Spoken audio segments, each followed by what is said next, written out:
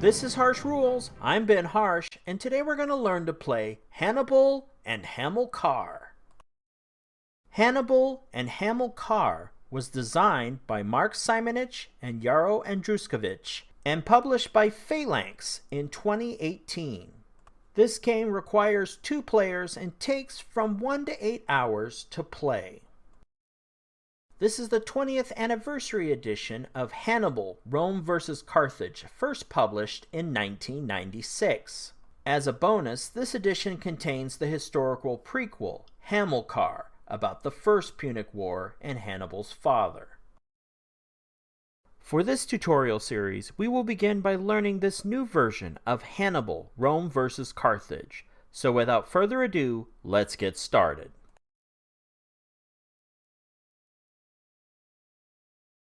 Hannibal and Hamilcar comes with several different card types to use with each game and the various scenarios. For this tutorial, we will be setting up the Second Punic War scenario from the scenario book. Essentially, this is the classic Hannibal, Rome vs. Carthage scenario. Therefore, we need to separate out the cards that are necessary to play this scenario. Find the following card types included in the game. The Hannibal strategy cards, they have an elephant on the back. The land battle cards, the ones with the crossed swords. And the general cards, the blue ones are for Carthage and the red ones are for Rome. Once you've gathered all these decks, you will only need specific cards for this scenario.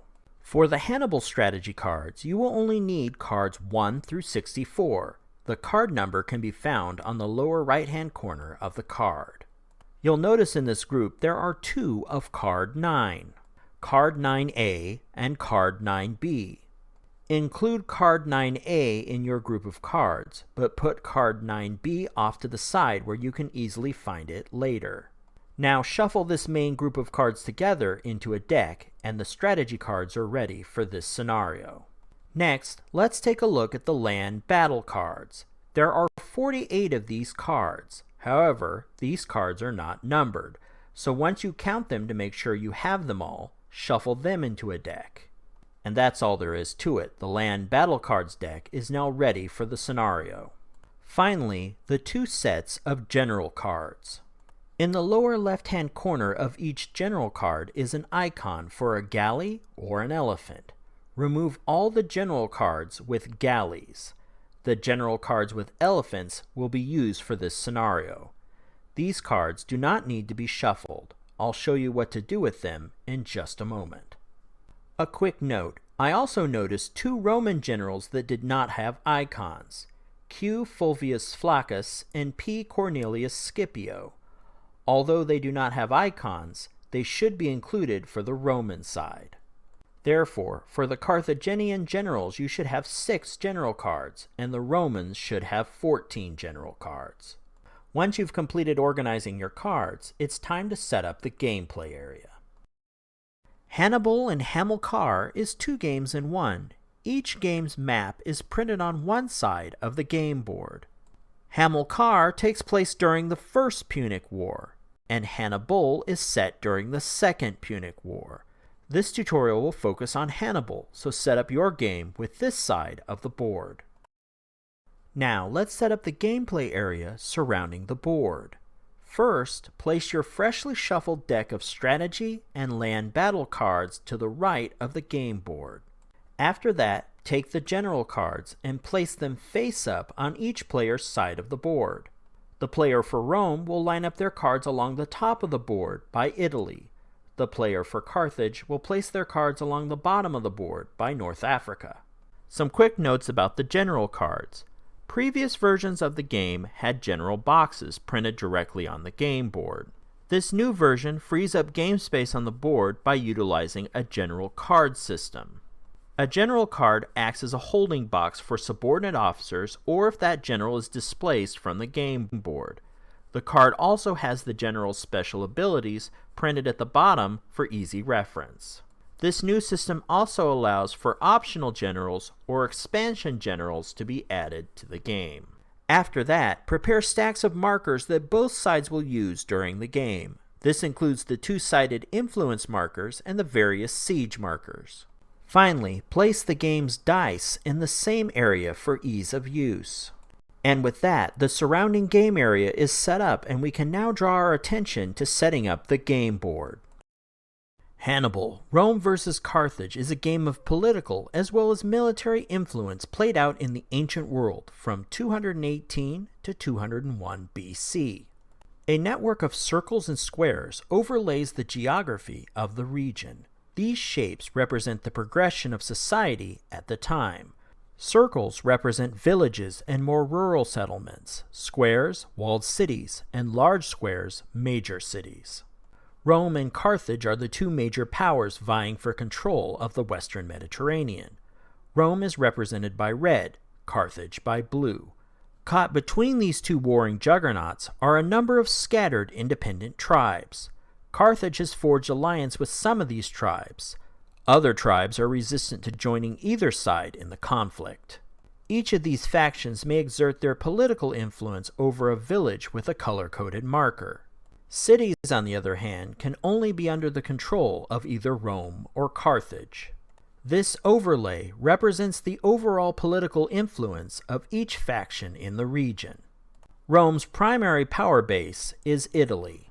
While Rome has firm control of the peninsula and has recently solidified its power in the Mediterranean islands of Sardinia, Corsica, and Sicily, northern Italy remains unsettled and still has significant tribal influence. On the other side of the Mediterranean, Carthage maintains a strong power base in northern Africa. Carthage also has a secondary power base in Iberia. However, northern Iberia remains unsettled. Also, the land in West Africa, bridging the two halves of Carthaginian power, is under tribal control. Finally, the upper left-hand corner of the board represents a frontier of mountainous regions and rugged coastlines. This area has no political value, but may be key from a military perspective.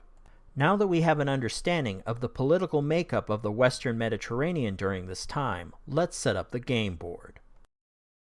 Although there are 22 provinces comprised of villages and cities, only 18 are of political significance to winning the game.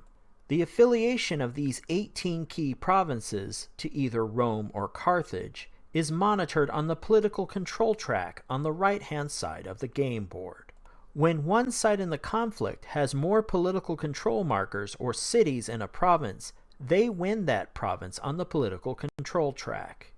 The track is sectioned into regional groupings of provinces. Let's walk through each region as we set up the game. Let's begin by setting up Africa. Africa is made up of Numidia Minor, Numidia Major, Libya, and Carthago. Please note, when placing large walled cities, there may be different markers for each city. For this scenario, be sure to use the markers I'm showing in the upper left-hand corner of the screen. Before we move on, you'll notice that Carthage has all the points for Africa on the political control track. If you look at the adjacent province of Mauritania, you'll see that Carthage has no political control markers there. In fact, this area is controlled by neutral tribes.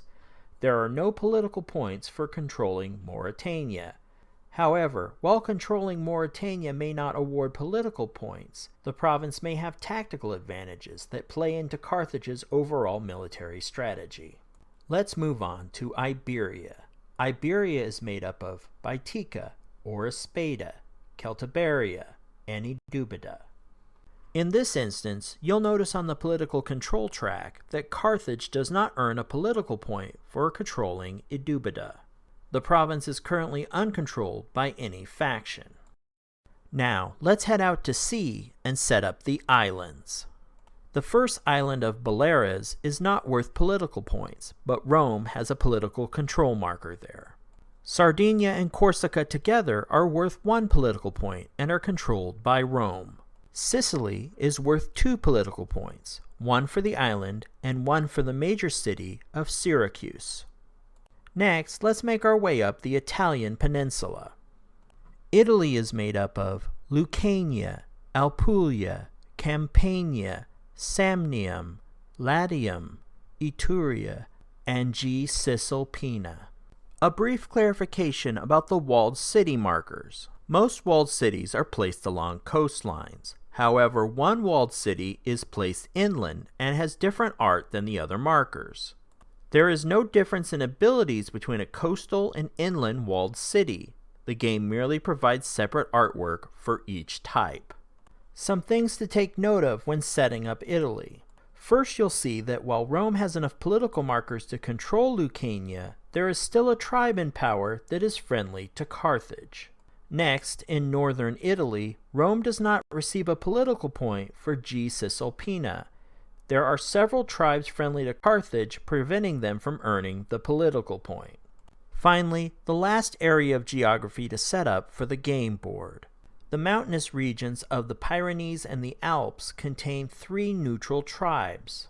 The coastline of Massilia has a Roman-controlled walled city, and the coastal zone of Liguria has 2 neutral tribes. None of these provinces have political value.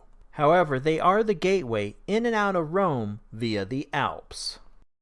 Now that we've set up the political scene on the board, let's add each nation's military. In our next step, we're going to set up the armies for each side, but first let's take a closer look at the components needed for this scenario. Hannibal and Hamilcar comes with some great miniatures for the generals. However, for this tutorial so we can see things better, we will use the optional general markers instead. Therefore, on this slide, I'm showing you all the general markers required for this scenario so you can just match them up with your own pieces. You will also need combat units, which are the round counters with soldiers printed on them. The white counters are for Carthage, and the tan counters are for Rome. Another confusing aspect of this version of the game is that there's a lot of different types of art on the counters. For this scenario, it doesn't matter which type of art is on the counter, with the exception of the elephant counters. Elephant counters are treated as their own special unit, and there are only 4 of them in the game. For simplicity's sake, I'm just going to use one type of art for each combat unit, and of course the elephant counters. Now that we've cleared all that up, let's head back to the game board and we'll set up the generals and their armies. Okay, let's start off by setting up Rome's generals and combat units. For Rome's first army, we're going to place C. Cornelius Scipio and 8 combat units in Rome.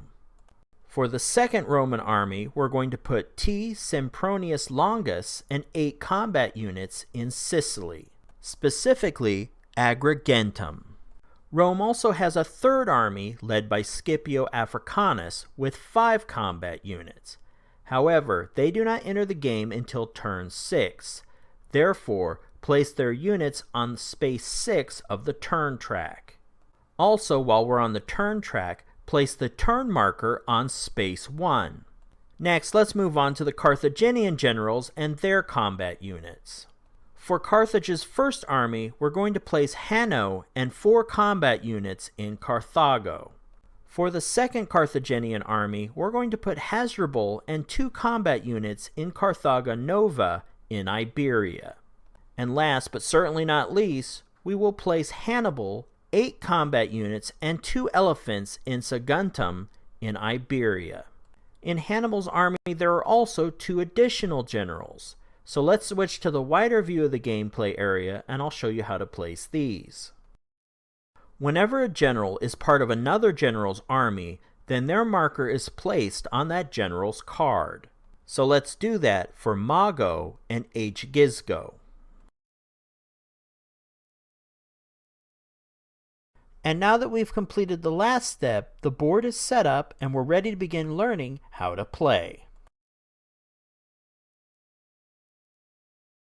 This concludes the first part of the Harsh Rules tutorial for Hannibal and Hamilcar by Phalanx.